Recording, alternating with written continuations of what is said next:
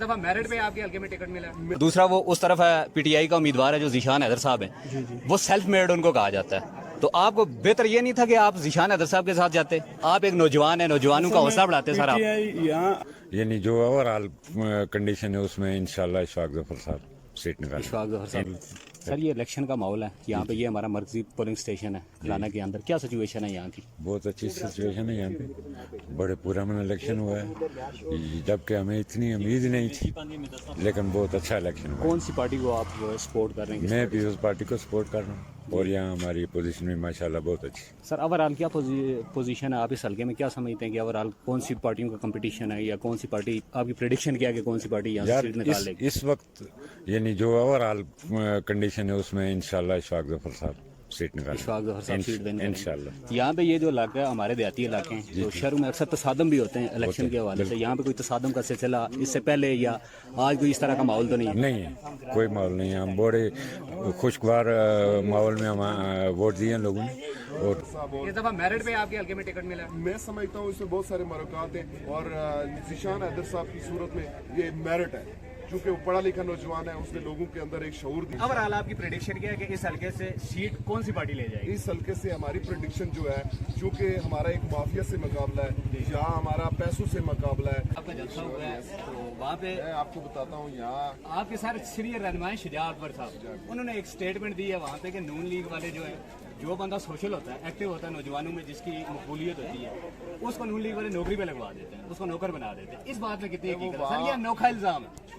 वो वहाँ एक जलसा उसमें मैं मौजूद था जब ये बात हुई है, तो अभी मैं उसकी एक एग्जांपल दूं कि अगर आप हमारे यहाँ देखें तो यहाँ हमारी एक ब्रिगेडियर रिटायर्ड मंजूर साहब, जी जी बिल्कुल, जो ही वो रिटायर्ड हुए, उनका आगे जो फ्यूचर में जो प्लान था वो बेसिकली पॉलिटिक्स करना चाह रहे थे, और उन्होंने हमें भी एक्टिव किया और बाकायदा हमारी उनसे मीटिंग्स भी हुई, तो साथ में ही हमने देखा कि उन्होंने दोबारा से जॉब ले ली। तो मैं समझता हूँ कि ये हमारे ऊपर एक कारी ज़रब है कि इस तरह के लोगों को जब आप पॉलिटिकल फील्ड में नहीं आने देंगे, जिन्होंने जो मुख्तलिफ जगहों पे और आला अहदों पे फायज रहे और मुल्क के पाकिस्तान की उन्होंने खिदमत की हो, तो जब ऐसे लोग फील्ड में नहीं आएंगे, जब पढ़े लिखा नौजवान नहीं आएगा, तो यही ठेकेदारी और यही वाला निज़ाम चलता रहेगा। बेसिकली नजरिया आपका ये था कि वो ब्रिगेडियर मंजूर साहब के हवाले से आपने नहीं, मैंने उसकी एग्जांपल दी आपको कि सपोज करें कि ब्रिगेडियर मंजूर साहब थे, वो हमारे यहाँ एक, मैं समझता हूँ कि एक गोल्डन पर्सनैलिटी थे और उन्होंने मुल्क पाकिस्तान के लिए बड़े लेवल के पर सर्व किया,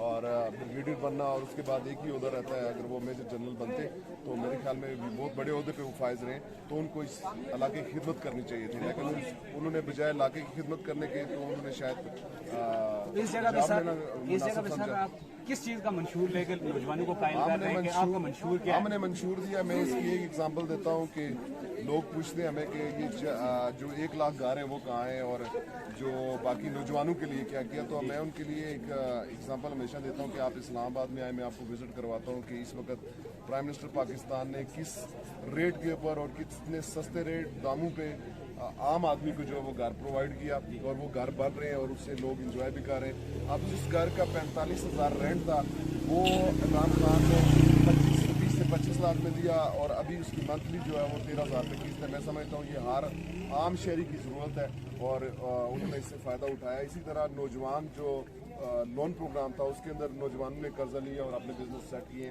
हमेशा कौमें तरक्की करती हैं, वो नौकरी से नहीं तरक्की करती जब तक कौमें इस तरफ नहीं जाती कि नौजवान कारोबार की तरफ नहीं जाते और वो अपने कारोबार को एक्सपेंड नहीं करते, उस वक्त तक कौमें आगे तक। सर यहाँ पे एक बरसाती नाले में हादसा हुआ, वो यूनियन काउंसिल का बहुत बड़ा हादसा था, ठीक है, वो हम लोगों की न्यायालय की वजह से हुआ, हम आवाम की वजह से, हम इससे पहले जिसको वोट देते रहे, हम काम नहीं करवा सके। इस दफा अगर पीटीआई की गवर्नमेंट आती है, क्या आप ये जो काम है आप करवा सकेंगे? जी, आप देखें पीटीआई जो है इस वक्त मैं समझता हूँ इनिशियल स्टेज में है। जी, ये जो 2 जमातें हैं जिनके आपने पीछे देखा होगा, हमें लिखा हुआ है कि 40 साल पार्टनरशिप है, तो ये सबसे पहले उनकी रिस्पॉन्सिबिलिटी बनती है कि जो लोग 40 साल से इस इलाके पे काबिज हैं और जो है वहाँ इक़्तिदार में थे, ये उनकी रिस्पॉन्सिबिलिटी थी कि वो इस तरह के बरसाती नालों पे पुल बनाते और रोडें भी उनको बनानी चाहिए थी।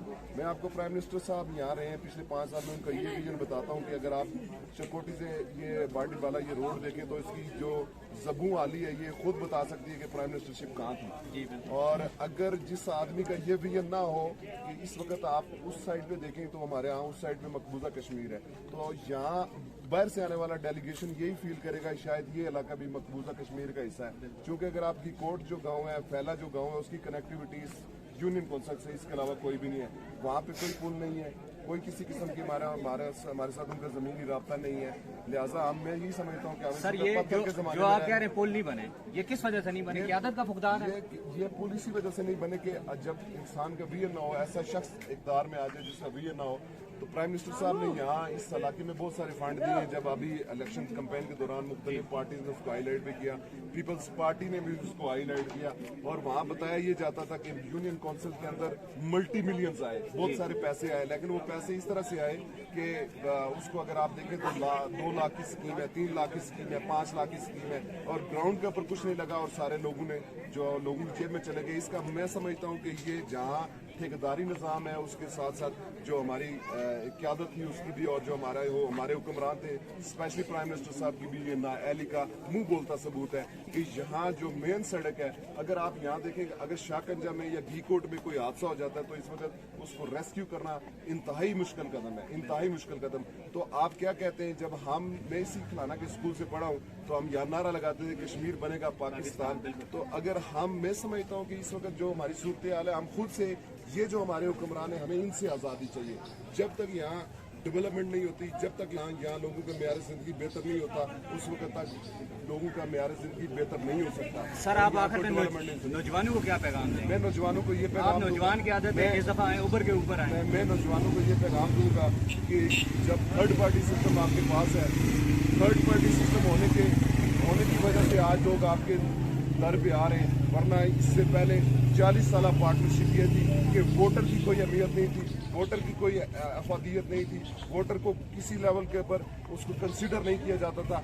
जब हम यहाँ थर्ड पार्टी सिस्टम लेके आए तहरीक इंसाफ की सूरत में, अब मैं बावसूख तरीके से कह सकता हूँ, और इंशाअल्लाह ताला मैं वाशगाफ अल्फाज में ये बात कहता हूँ कि ये जो सारे लोग आपको देख रहे हैं, इनके घरों में फारूक हैदर साहब भी गए, इनके घरों में इशफाक जफर साहब भी गए। इससे पहले ये होता था एक मुजफ्फराबाद में सलमिया में बैठ के इलेक्शन लड़ता था। सर आप पीपल पार्टी के यहाँ पे नुमाइंदगी कर रहे हैं, आप समझ लें कि आपको समझा जाता है सीनियर रहनुमाओं में, यूसी खिलाना के सीनियर रहनुमाओं में समझा जाता है।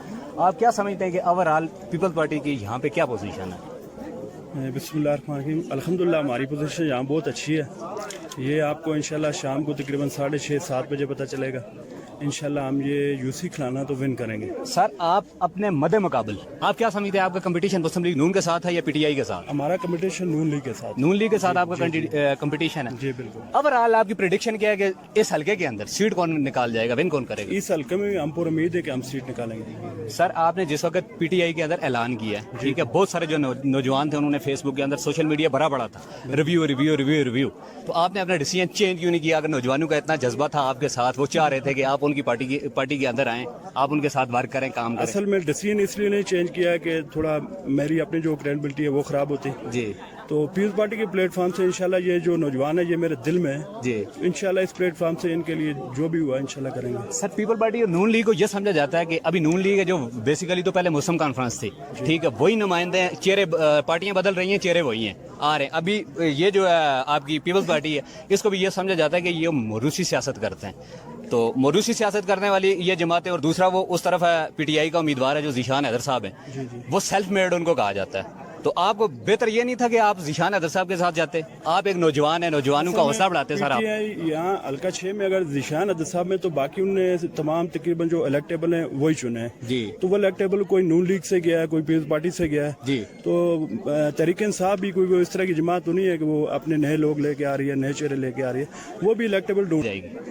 आज तक सवाबदीदी ओहदे के ऊपर यहाँ पे जो बंदा एडजस्ट हुआ वो पीपल पार्टी के प्लेटफॉर्म से चौधरी लतीफ रजा साहब एडजस्ट हुए हैं, जो दरे वाले हैं, ठीक है, अभी पीटीआई के अंदर चले गए।